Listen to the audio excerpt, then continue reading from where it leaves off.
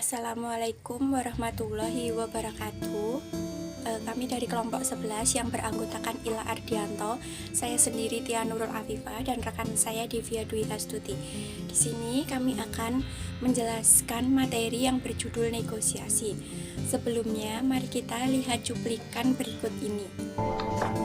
One person leaked technology and the other person was involved in embezzlement.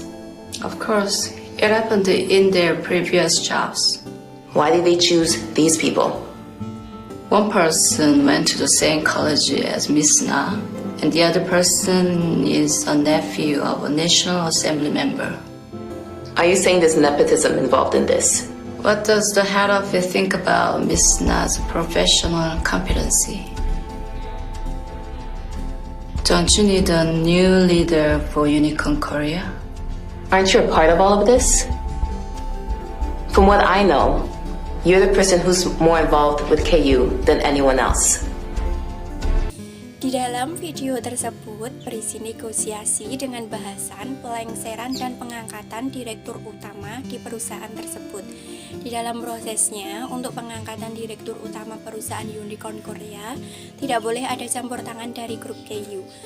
Dan Unicorn akan mengangkat direktur utama tetapi bukan dari grup KU.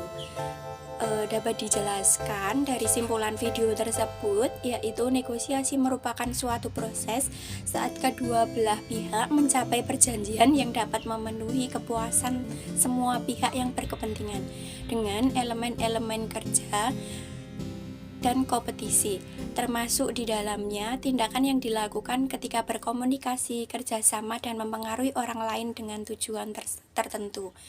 Lalu dapat kita simpulkan juga di dalam video tersebut terdapat unsur-unsur di dalam negosiasi, yaitu pertama partisipan. Partisipan yaitu dua orang yang akan terikat kerjasama. Lalu perbedaan kepentingan dari kedua belah pihak. Dari kedua belah pihak itu memiliki dua kepentingan, yaitu yang satu ingin mencapai kesepakatan, yang satu dapat tercapainya kesepakatan karena mereka bersepakat untuk mencapai tujuan. Lalu yang ketiga ada persetujuan dan kesepakatan. Persetujuan dan kesepakatan ini merupakan hasil akhir dari negosiasi.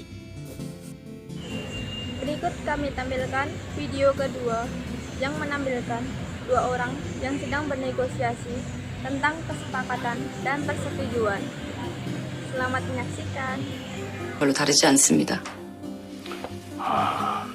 그게 또 정직의 명분이 될 수도 있는 거군요. 그래서 제가 할 수 있는 일이 없습니다. Dalam video tersebut membahas tentang negosiasi, persetujuan dan kesepakatan yang dilakukan oleh pihak pertama, Direktur Utama Unicorn, dan pihak kedua, Brian. Isi dalam video tersebut yaitu Direktur Utama Unicorn mencoba membuat kesepakatan dengan Brian agar Brian kembali menjadi Direktur Utama baru. Selain itu, Direktur Utama Unicorn juga membuat kesepakatan kerjasama supaya Unicorn dan baru bisa terlepas dari grup KU yang menggunakan portal web untuk kepentingan pribadi. Video tersebut merupakan jenis negosiasi informal karena jenis tersebut bisa dilakukan di mana saja tanpa memerlukan jalur hukum. Perkenalkan, nama saya Ila Ardianto. Di sini saya akan menjelaskan contoh dari negosiasi yang gagal. Untuk negosiasi yang gagal sendiri itu faktornya ada beberapa macam. Nah, di sini saya akan memberikan contoh 5 hal yang dapat membuat suatu negosiasi itu gagal. Contoh yang pertama yaitu memberikan informasi yang tidak penting. Nah, ini adalah contoh dari negosiasi yang gagal karena informasi yang tidak diperlukan dalam sebuah negosiasi itu akan membuat pihak lawan atau klien kita itu menjadi seakan tidak penting dalam negosiasi tersebut. Contohnya ketika kita menjelekkan atau menjatuhkan brand lain, nah itu akan membuat klien kita itu berpikir negatif kepada diri kita. Contoh yang kedua atau hal yang kedua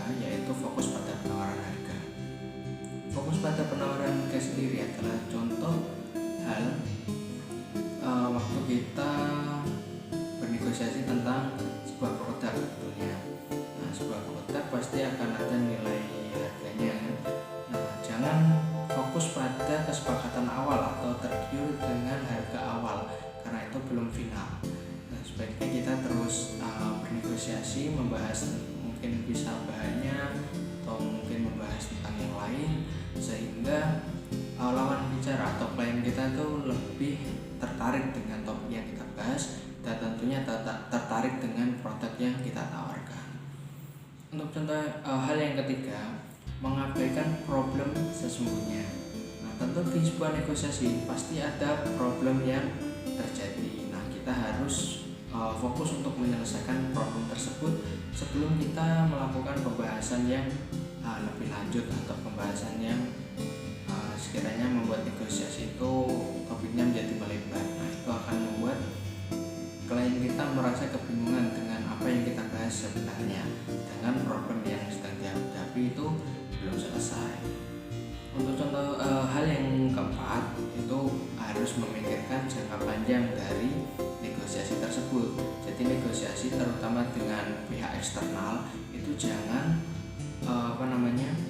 jangan memikirkan jangka pendek atau jangan memikirkan bahwa transaksi tersebut hanya berhenti di situ, tapi kalian harus memikirkan jangka panjang. Jadi memikirkan kerjasama pada jangka panjangnya.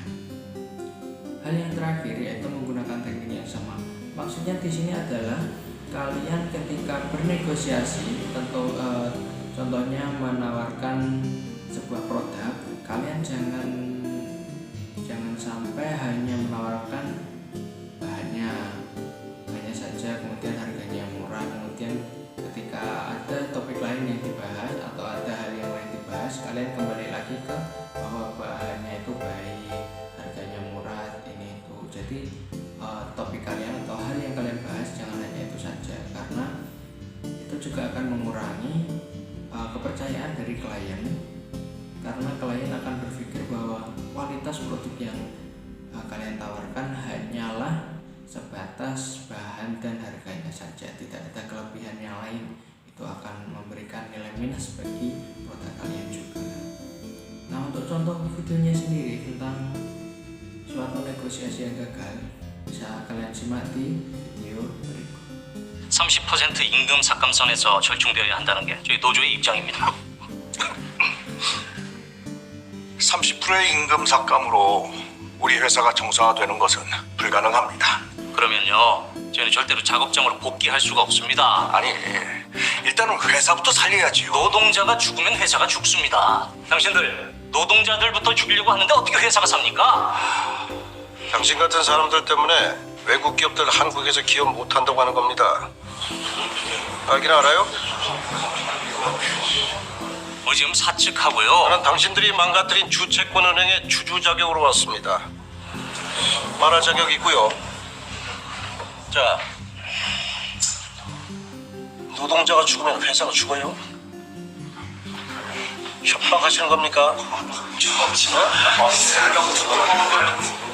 회사가 살아야 노동자도 살고, 회사가 살아야 협력업체도 살고, 회사가 살아야 나라 경제도 사는 겁니다.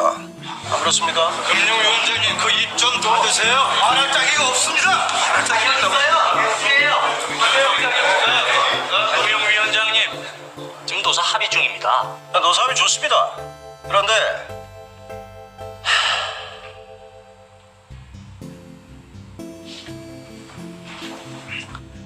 당신들의 노사 합의는 엉터리예요.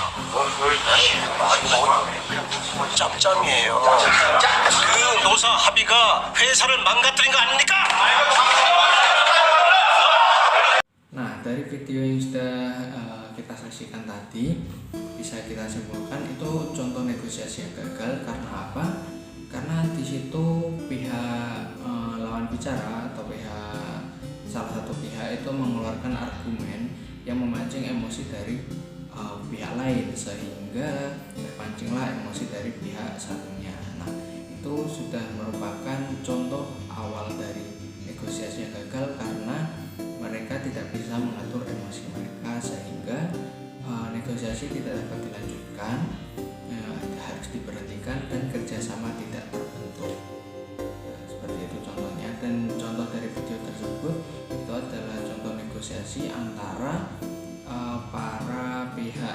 atasan dari sebuah perusahaan dengan pihak buruh pabriknya. Buruh pabrik ingin terus melanjutkan usaha tersebut atau perusahaan tersebut agar tetap berjalan dengan cara menurunkan gaji mereka. Mereka bersedia untuk gaji mereka turun, tapi pihak perusahaan sendiri itu tidak meyakini bahwa dengan menurunkan gaji perusahaan itu dapat mengatasi masalah atau problem yang ada di perusahaan. Namun di satu pihak ada yang memancing dengan argumen yang menyebutkan bahwa mereka telah ditipu. Nah, dari argumen tersebut harusnya dengan penjelasan yang lebih lembut atau ke arah yang lebih baik dengan mengarahkan sedikit-sedikit mungkin bisa mengatasi masalah yang dihadapi. Namun tidak, karena salah satu pihak langsung mengeluarkan argumen yang memancing atau membuat pihak lain itu merasa tidak nyaman. Nah, itu adalah contoh dari negosiasi yang gagal, dan seluruh video yang sudah tampil ini menjelaskan tentang contoh dari negosiasi baiknya maupun buruknya. Nah, dari baiknya kalian bisa ambil kesimpulan atau kalian bisa ambil sisi baiknya supaya ketika kalian melakukan sebuah negosiasi kalian dapat menentukan teknik-teknik atau cara bernegosiasi yang baik. Dan untuk negosiasi yang buruk atau yang gagal tadi, kalian bisa ambil sisi buruknya untuk kalian jadikan pedoman bahwa hal ini tidak pantas dilakukan atau tidak perlu dilakukan supaya negosiasi yang kalian lakukan berjalan lancar. Nah, sekian dari kami, kurang lebihnya kami mohon maaf apabila ada salah kata. Sekian dari kami, wassalamualaikum warahmatullahi wabarakatuh.